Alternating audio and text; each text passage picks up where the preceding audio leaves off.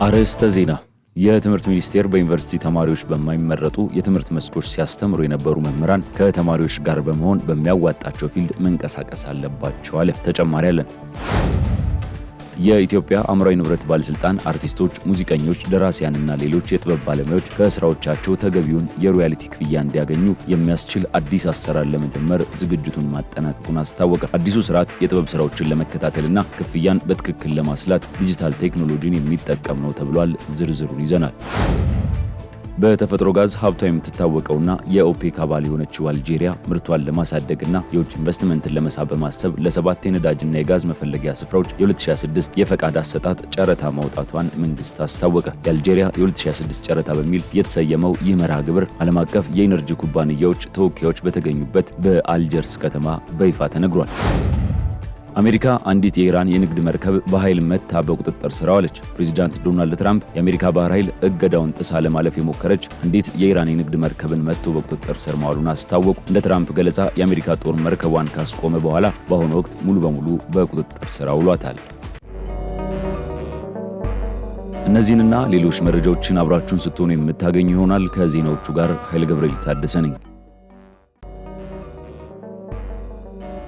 የትምህርት ሚኒስቴር በዩኒቨርሲቲ ተማሪዎች በማይመረጡ የትምህርት መስኮች ሲያስተምሩ የነበሩ መምህራን ከተማሪዎች ጋር በመሆን በሚያዋጣቸው ፊልድ መንቀሳቀስ አለባቸው አለ። የትምህርት ሚኒስቴሩ ፕሮፌሰር ብርሃኑ ነጋ ይህንን የተናገሩት የሕዝብ ተወካዮች ምክር ቤት የሰው ሀብት ልማት ስራ ስምሪትና ቴክኖሎጂ ጉዳዮች ቋሚ ኮሚቴ የሚኒስቴሩን የ9 ወራት እቅድ ሪፖርት ሲገመግም ነው። ቋሚ ኮሚቴው ባቀረበው ጥያቄ በዩኒቨርሲቲዎች ሂሳብ፣ ሳይንስና ግብርና ትምህርቶች በተማሪዎች እየተመረጡ አለመሆኑን ጠቅሶ ችግሩን ለመፍታት ምን እየተሰራ ነው ሲል ጠይቋል። ሚኒስትሩ በሰጡት ምላሽ ዩኒቨርሲቲ ውስጥ ፍልስፍና፣ ታሪክ ወይንም ሌሎች የትምህርት መስኮች በተማሪዎች ካልተመረጡ መምህራኑም ስራ ወዳለበት ቦታ ሊሄዱ ይገባል ብለዋል። መምህራንም ሆኑ ሰራተኞች በእኛ ሀገር አንድ የያዙትን ቦታ መልቀቅ አይፈልጉም። እኛ ደግሞ የምንፈልገው በዩኒቨርሲቲዎቻችን ተማሪዎች የትምህርት መስክ እየመረጡ መምህራንም ከአንድ ቦታ ወደሚፈልጉት ሌላ ቦታ እንዲሄዱ እንፈልጋለን በማለት ገልጸዋል። አክለውም በዩኒቨርሲቲዎች ያለምንም ምክንያት ክፍል በማይገቡ መምህራን ላይ በአዲስ አበባ ጭምር ቁጥጥር እናደርጋለን ብለዋል። ቋሚ ኮሚቴው ሪፖርቱን ተመልክቶ ባቀረበው ጥያቄ ከቅድመ አንደኛ ደረጃ እስከ 12ኛ ክፍል ወደ ትምህርት እንዲመጡ ታቅዶ ከነበረው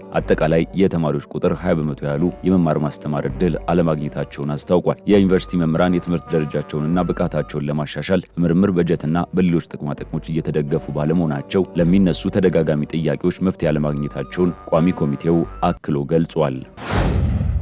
የኢትዮጵያ አእምሯዊ ንብረት ባለስልጣን አርቲስቶች፣ ሙዚቀኞች፣ ደራሲያንና ሌሎች የጥበብ ባለሙያዎች ከስራዎቻቸው ተገቢውን የሮያሊቲ ክፍያ እንዲያገኙ የሚያስችል አዲስ አሰራር ለመጀመር ዝግጅቱን ማጠናቀቁን አስታወቀ። አዲሱ ስርዓት የጥበብ ስራዎችን ለመከታተልና ክፍያን በትክክል ለማስላት ዲጂታል ቴክኖሎጂን የሚጠቀም ነው ተብሏል። የባለስልጣኑ ምክትል ዋና ዳይሬክተር አቶ እንዳለው ሙሲሳ እንደገለጹት አሰራሩ አርቲስቶችን ወክለው ክፍያ በሚሰበስቡ የጋራ አስተዳደር ተቋማት ላይ የተመሰረተ ሲሆን የቴክኒክና የዲጂታላይዜሽን ስራዎች ሙሉ በሙሉ ተጠናቀዋል። በአሁኑ ወቅትም አሰራሩ ትግበራ ከመጀመሩ በፊት የጥበብ ስራዎችን ከሚጠቀሙ የሚዲያና የመዝናኛ ተቋማት ጋር የመጨረሻ ውይይቶች እየተደረጉ ነው ብለዋል። የቅጂና ተጓዳኝ መብቶች ሕግ በኢትዮጵያ ከ1996 ዓ.ም ጀምሮ የነበረ ቢሆንም አፈጻጸሙ ደካማ ሆኖ ቆይቷል። በአርቲስቶች ጥረት እንደ አውሮፓውያን አቆጣጠር በ2019 የጋራ አስተዳደር ተቋም ሊመሰረት የቻለ ሲሆን በአሁኑ ሰዓትም 2 ተቋማት ህጋዊ ፈቃድ አግኝተዋል። በተጨማሪም መንግስት የሲኒማና የፈጠራ ኢንዱስትሪውን የሚያዘምን ፖሊሲ ለማጽደቅ በዝግጅት ላይ ነው ተብሏል። የባህልና ስፖርት ሚኒስትር ዴኤታ ነብዩ ባየ ፖሊሲው የቅጂ መብት ጥሰቶችን በመፍታት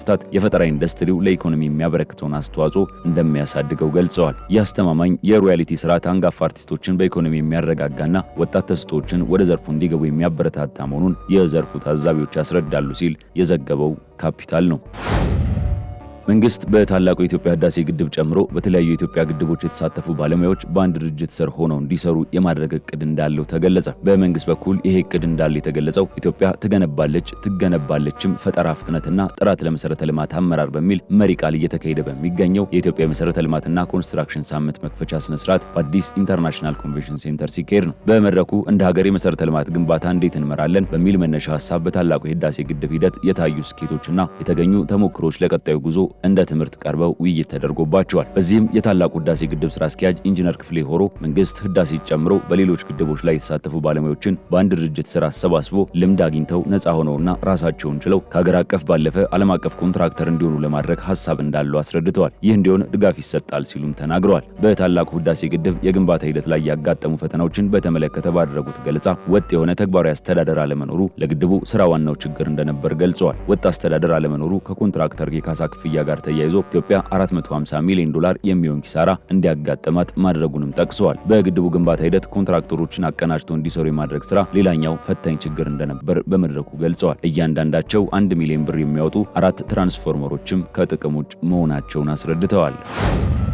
በተፈጥሮ ጋዝ ሀብቷ የምትታወቀውና የኦፔክ አባል የሆነችው አልጄሪያ ምርቷን ለማሳደግና የውጭ ኢንቨስትመንትን ለመሳብ በማሰብ ለ7 የነዳጅና የጋዝ መፈለጊያ ስፍራዎች የ2026 የፈቃድ አሰጣጥ ጨረታ ማውጣቷን መንግስት አስታወቀ። የአልጄሪያ የ2026 ጨረታ በሚል የተሰየመው ይህ መርሃ ግብር ዓለም አቀፍ የኤነርጂ ኩባንያዎች ተወካዮች በተገኙበት በአልጀርስ ከተማ በይፋ ተነግሯል። ለጨረታ የቀረቡት እነዚህ 7 ቦታዎች በዋርጋላ፣ ኢሊዚ፣ ቱርጉርት እና ኤልባያድ የሚገኙ ሲሆን በ100 ሚሊዮን የሚቆጠር በርሜል ድፍድፍ ነዳጅና ከፍተኛ መጠን ያለው የተፈጥሮ ጋዝ ክምችት እንደሚገኝባቸው ባለስልጣናቱ ገልጸዋል። የጨረታው ቴክኒካዊ ምዕራፍ የጨረታ ሰነዶችና የኦንላይን ገለጻዎችን በማካተት ከሰኔ 1 ጀምሮ ክፍት የሚሆን ሲሆን እስከ ጥቅምት 31 ድረስም የውይይትና ተጨማሪ ማብራሪያዎች ጊዜ ይኖረዋል ተብሏል። ተጫራቾች ሰነዳቸውን እስከ ህዳር 26 ማቅረብ የሚኖርባቸው ሲሆን በመጨረሻም አሸናፊዎች ከመንግስቱ የኤነርጂ ኩባንያ ሶናትራክ ጋር እንደየቦታው ሁኔታ በሚቀጥለው ዓመት የምርት ክፍፍል ወይም የጋራ ተሳትፎ ስምምነቶችን ይፈራረማሉ። የሀገሪቱ የነዳጅ ሀብት ሚኒስቴር መሐመድ አርካብ አዲሱ የጨረታ ሂደት ዓለም አቀፍ የኤነርጂ ደህንነት ከማጠናከር ባለፈ አልጄሪያ በቀጠናው ያላትን የኃይል ማዕከልነት ሚና የጎላ ያደርገዋል ብለዋል። ሀገሪቱ በዓለም አቀፍ የኃይል ገበያ ያላትን ተሳትፎ ለማስቀጠል በዘርፉ ላይ በስፋት እየሰራች ትገኛለችም ተብሏል። አሜሪካ አንዲት የኢራን የንግድ መርከብን በኃይል መታ በቁጥጥር ስር አዋለች። ፕሬዚዳንት ዶናልድ ትራምፕ የአሜሪካ ባህር ኃይል እገዳውን ጥሳ ለማለፍ የሞከረች አንዲት የኢራን የንግድ መርከብን መጥቶ በቁጥጥር ስር ማዋሉን አስታውቀዋል። እንደ ትራምፕ ገለጻ አሜሪካ የጦር መርከቧን ካስቆመች በኋላ በአሁኑ ወቅት ሙሉ በሙሉ በቁጥጥር ስር አውሏታል። ትራምፕ በትሩዝ ሶሻል ገጻቸው ባሰፈሩት መረጃ ቱስካ የተባለች ይህች የኢራን የንግድ መርከብ በኦማን ባህር ላይ በዩኤስኤስ ፕሮቫንስ የጦር መርከብ የተጠለፈች ሲሆን እንድትቆምም ተገቢው ማስጠንቀቂያ ተሰጥቷት ነበር። የኢራን መርከበኞች ማስጠንቀቂያውን ለመስማት ፈቃደኛ አልሆኑም። በዚህም ምክንያት የባህር ኃይላችን በመርከቧ የሞተር ክፍል ላይ ቀዳዳ በመምሳት እዚያው ባለችበት እንድትቆም አድርጓታል ሲሉ ትራምፕ ገልጸዋል። በሌላ በኩል የኢራን ከፍተኛ ወታደራዊ እዝ ካታም አልአንቢያ በአሜሪካ የተወሰደውን እርምጃ የትጥቅ ውንብድናና የተኩስ አቁም ስምምነት መጣስ ሲል በጽኑ ኮንኖታል። የኢራን የታጠቁ ኃይሎች ለአሜሪካ ባህር ኃይል የውንብድና ድርጊት በቅርቡ ተገቢውን ያጸፋ ምላሽ ይሰጣሉ ሲሉ የኢራን ወታደራዊ እዝ ዝቷል። ይህ ክስተት በሁለቱ ሀገራት መካከል ያለውን ውጥረት ወደ አዲስና አደገኛ ደረጃ ያሸጋገረው ሲሆን በፓኪስታን በኩል ሊጀመር የታሰበው የሰላም ድርድር ይበልጥ አስቸጋሪ እንደሚሆን ተሰግቷል።